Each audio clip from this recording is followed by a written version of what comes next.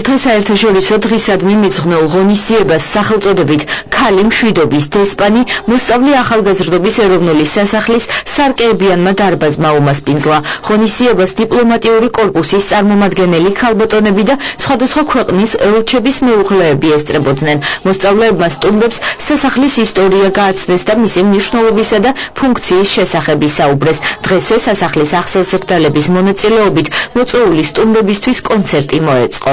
ბავშვების ინიციატივა იყო, რომ რასაკვირველია მოგვეწვია საქართველოში აკრედიტირებული ელჩების მეუღლეები და ასევე საქართველოს ელჩების მეუღლეები, რომლებიც ბევრად აქ არ არიან დარჩენილები, მაგრამ მოგვეპატიჟებინა გაზაფხულთან, ქალთან, დედასთან დაკავშირებით.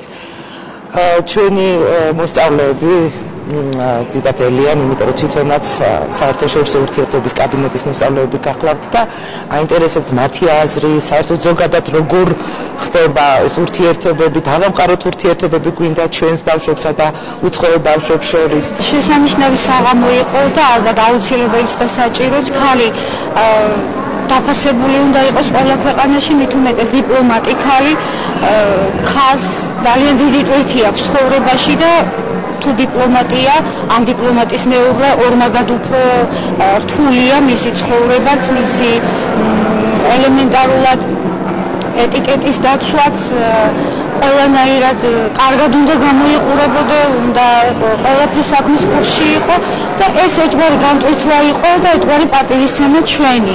რისთვისაც დიდ მადლობას ვუხდი საგარეო საქმეთა სამინისტროს.